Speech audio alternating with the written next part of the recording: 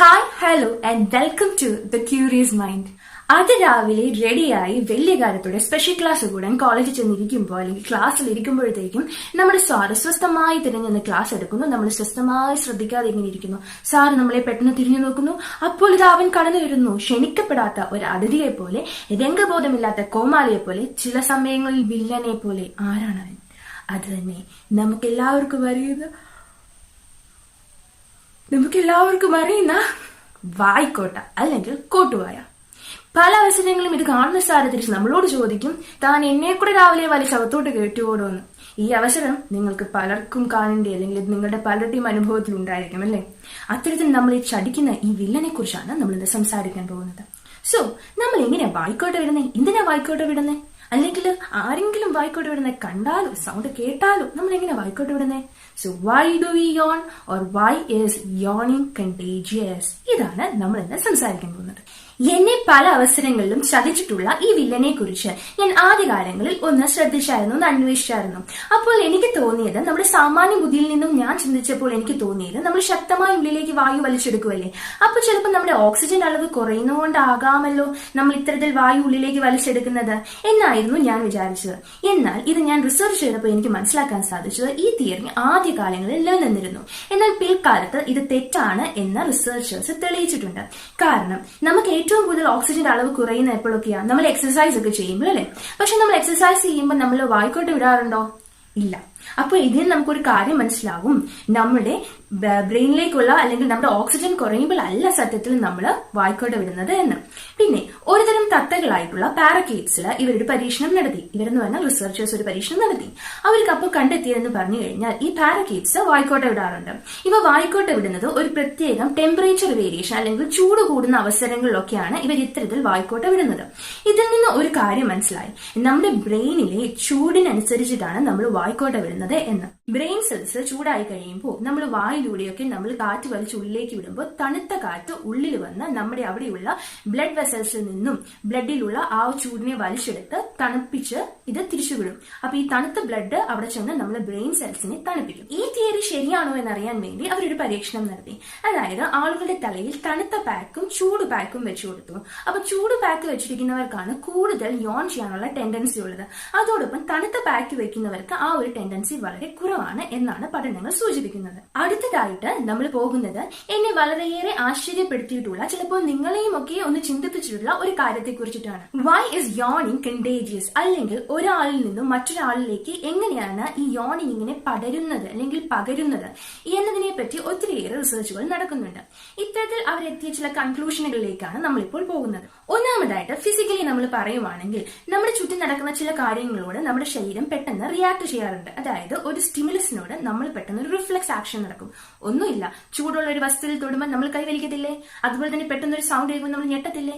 ഇത്തരത്തിൽ നമ്മുടെ ശരീരം നമ്മുടെ ചുറ്റുമുള്ള സ്റ്റിമുലസിനോട് റെസ്പോണ്ട് ചെയ്യുന്നതിന്റെ ഒരു രീതിയായിരിക്കാം യോണിങ് എന്ന് പറയുന്നത്. അതായത് നമ്മൾ അടുത്തിരിക്കുന്ന ഒരു വ്യക്തി യോൺ ചെയ്യുന്നത് കാണുമ്പോൾ അല്ലെങ്കിൽ കേൾക്കുമ്പോൾ ഒക്കെ നമ്മൾ ജസ്റ്റ് ഒന്ന് റെസ്പോണ്ട് ചെയ്യുന്നു.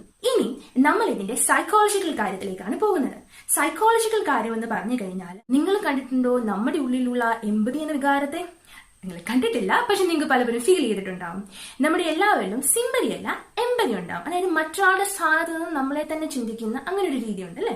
അപ്പോ അതായത് അതിനൊരു ഉദാഹരണം എന്ന് പറഞ്ഞു കഴിഞ്ഞാൽ, നമ്മൾ ടിവിയിൽ ആരെങ്കിലും കരയുന്ന ഒരു സീൻ കാണുമ്പോൾ മാറി നിന്ന് കണ്ണീർ വാർക്കുന്നവരാണ് നമ്മളിൽ പലരും.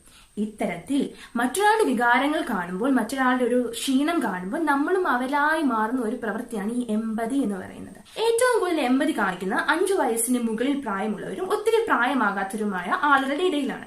ഇത്തരത്തിൽ എമ്പതി കാണിക്കുന്ന മറ്റൊരു കൂട്ടം മൃഗങ്ങളുമുണ്ട്. അതായത് നമ്മുടെ ചെന്നായ്ക്കള്, ചില ഇനം പട്ടികള്, അതോടൊപ്പം തന്നെ നമ്മുടെ ചിമ്പാൻസികൾ.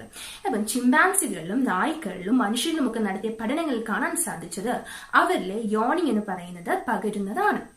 ഇനി മനുഷ്യരുടെ ഇടയിൽ യോണിങ് എമ്പതി ടെസ്റ്റ് എന്ന് പറയുന്ന ഒരു ടെസ്റ്റ് അവർ നടത്തി. ഈ എമ്പതി ടെസ്റ്റ് നടത്തിയപ്പോൾ അതിൽ ഏറ്റവും കൂടുതൽ മാർക്ക് മേടിച്ച് അല്ലെങ്കിൽ ഏറ്റവും കൂടുതൽ എമ്പതി കാണിക്കുന്ന ആൾക്കാരെ തിരഞ്ഞെടുത്ത് അവരൊരു യോണിങ് ടെസ്റ്റ് നടത്തി. ഇത്തരത്തിൽ എമ്പതി എന്ന വികാരം കൂടുതലുള്ള ആളുകളാണ് പെട്ടെന്ന് മറ്റൊരാളുടെ വായിക്കോട്ട ഏറ്റെടുക്കുന്നവർ. അതുകൂടാതെ നമുക്ക് ഏറ്റവും കൂടുതൽ എമ്പതി കാണുന്നത് നമ്മുടെ പ്രിയപ്പെട്ടവരോടാണ്. അത്തരത്തിൽ നമ്മുടെ പ്രിയപ്പെട്ടവരുടെ യോണിങ്ങിനായിരിക്കും നമ്മൾ ഏറ്റവും കൂടുതൽ റെസ്പോണ്ട് ചെയ്യുക മറ്റു സ്ട്രേഞ്ചേഴ്സിനെ അപേക്ഷിച്ച്. അതുപോലെ നായ്ക്കളും അവരുടെ വളർത്തുന്ന ഓണർമാരുടെ അല്ലെങ്കിൽ ഉടമസ്ഥരുടെ യോണിങ്ങിനായിരിക്കും പെട്ടെന്ന് റെസ്പോണ്ട് ചെയ്യുന്നത്. അടുത്ത ഒരു റീസൺ എന്ന് പറയുന്നത് നമ്മൾ എല്ലാവരുടെയും ഉള്ളിലുള്ള മിറർ ന്യൂറോൺസ് ആണ്. മിറർ ന്യൂറോൺസ് എന്ന പേരിൽ നിന്ന് തന്നെ വ്യക്തമാണ്. മിറർ കാണുന്ന എന്തിനേയും അതേപടി പ്രതിഫലിപ്പിക്കുന്ന ഒരു രീതി. നമ്മൾ പഠനത്തിനും അതോടൊപ്പം തന്നെ സെൽഫ് അവയർനെസ്സിനും ഒക്കെ ഉപകരിക്കുന്ന ഒരു തരത്തിലുള്ള ന്യൂറോണുകളാണ് ഈ മിറർ ന്യൂറോൺ എന്ന് പറയുന്നത്. അപ്പോ നമ്മുടെ മിറർ ന്യൂറോൺ ഉപയോഗിച്ചിട്ടാണ് നമ്മൾ ചില കാര്യങ്ങൾ കണ്ടുപഠിക്കത്തില്ലേ, ചെയ്ത് പഠിക്കാതെ കണ്ടു തന്നെ പഠിക്കത്തില്ലേ. അത് ഈ മിറർ ന്യൂറോണിന്റെ ഗുണമാണ്. മറ്റൊരാൾ ചെയ്യുന്ന കണ്ട് നമ്മൾ അതേപടി മാറിപ്പോയി നമുക്ക് ചെയ്യാനൊരു കഴിവ് കിട്ടും. ഇത് മിറർ ന്യൂറോൺ ആണ്. അല്ലെങ്കിൽ നമ്മൾ ഒരാൾ സംസാരിച്ചിരിക്കുമ്പോൾ പെട്ടെന്ന് അയാൾ ഇങ്ങനെ കൈവെക്കുമെങ്കിൽ നമ്മൾ അറിയാതെ ഇങ്ങനെ കൈവച്ചു പോകും. ഇത്തരത്തിൽ നമ്മൾ മറ്റൊരാളുടെ സംസാരിച്ചുകൊണ്ടിരിക്കുമ്പോൾ അയാൾ വായിക്കോട്ടെ വിടുന്ന കാണുമ്പോൾ നമ്മൾ ഈ മിറർ ന്യൂറോൺ കാരണം നമ്മളും തിരിച്ച് അറിയാതെ വായിക്കോട്ടെ വിട്ടു പോകാറുണ്ട്. പിന്നെ ഒരു കാര്യം എന്ന് പറഞ്ഞു കഴിഞ്ഞാൽ നമ്മുടെ കുഞ്ഞുങ്ങള് വയറ്റിൽ കിടക്കുമ്പോൾ ഗർഭസ്ഥ ശിശുക്കൾ വരെ വായിക്കോട്ട വിടാറുണ്ട് എന്നതാണ്. ശരാശരി ഒരു വായിക്കോട്ടയുടെ ദൈർഘ്യം എന്ന് പറയുന്നത് 6 സെക്കൻഡുകളാണ്. ഈ യോണിംഗ് എന്ന് പറയുന്നത് മനുഷ്യരുടെ മാത്രം കുത്തകയാണ് എന്ന് കരുതരുത്. പകരം നമ്മുടെ മിക്ക മൃഗങ്ങളും യോൺ ചെയ്യും. മാൻ പോലെയുള്ളവ ഇത്തരത്തിൽ യോൺ ചെയ്യുന്നതിന്റെ കാരണം എന്നാന്ന് പറഞ്ഞാൽ അവരുടെ കൂട്ടത്തെ ഒന്ന് അവെയർ ആക്കുക എന്ന ഉദ്ദേശമാണ്. കുതിര യോൺ ചെയ്യും. നമ്മുടെ നല്ലൊരു ഇരയൊക്കെ വിഴുങ്ങി കഴിയുമ്പോഴത്തേക്കും നമ്മുടെ പാമ്പുകൾ നല്ല ശക്തമായിട്ട് വാ പൊളിച്ച് അവ യോൺ ചെയ്യും. അതുപോലെ തന്നെ ടെമ്പറേച്ചർ വേരിയേഷൻ അല്ലെങ്കിൽ ഓക്സിജൻ കുറയുമ്പോൾ മീനുകൾ യോൺ ചെയ്യും. അതുപോലെ തന്നെ അതിന്റെ ദേഷ്യം കാണിക്കാനായിട്ട് ഗിനി പിഗുകൾ യോൺ ചെയ്യും.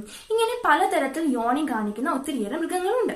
നമ്മുടെ പട്ടി പൂച്ച ഒക്കെ യോൺ ചെയ്യുന്ന നമ്മൾ കണ്ടിട്ടുണ്ടാകും അല്ലേ. നമ്മൾ ചില സമയത്ത് വായിക്കോട്ട വിടുമ്പോഴത്തേക്കും കണ്ടിട്ടുണ്ട് നമ്മളിങ്ങനെ സ്ട്രെച്ച് ചെയ്ത് നല്ല ഇതായിട്ട് വായിക്കോട്ട വിടുന്നത്. അങ്ങനെ വായിക്കോട്ട വിടാനുള്ള പ്രധാന കാരണം എന്താണെന്ന് വെച്ച് കഴിഞ്ഞാൽ നമ്മൾ നമ്മുടെ ഫുൾ ബോഡിയെ വായിക്കോട്ട വിടുമ്പോൾ ഒന്ന് അവെയർ ആക്കുകയാണ്. ഈ ചെയ്യുന്ന പ്രക്രിയയ്ക്ക് പറയുന്ന പേരാണ് പാൻഡിക്കുലേഷൻ. ഈ പാൻഡിക്കുലേഷൻ നമ്മുടെ അവെയർനെസ് കൂട്ടുന്നതായിരിക്കും. ഈ വീഡിയോ ബോറടിപ്പിച്ചെങ്കിൽ നിങ്ങൾ പലരും ഇപ്പം വായിക്കോട്ട വിട്ടിട്ടുണ്ടാകും. എന്നിരുന്നാലും നിങ്ങൾക്ക് ഈ വീഡിയോ ഇഷ്ടപ്പെട്ടു എന്ന് വിചാരിക്കുന്നു, അല്ലെങ്കിൽ കാര്യങ്ങൾ കൃത്യമായി മനസ്സിലായെന്ന് വിചാരിക്കുന്നു. സംശയങ്ങളുണ്ടെങ്കിൽ കമന്റ് ബോക്സിൽ ചോദിക്കുക, തെറ്റുകളുണ്ടെങ്കിൽ തിരുത്തി തരിക. അതോടൊപ്പം തന്നെ ഇഷ്ടപ്പെട്ടെങ്കിൽ ലൈക്ക് ചെയ്യുക, സബ്സ്ക്രൈബ് ചെയ്യുക. നമുക്ക് ഇനിയും ഇത്തരത്തിൽ ക്യൂരിയോസിറ്റി ഉണർത്തുന്ന മറ്റു ചോദ്യങ്ങളും ഉത്തരങ്ങളും ഒക്കെ ആയിട്ട് വീണ്ടും കാണാം. Till then bye.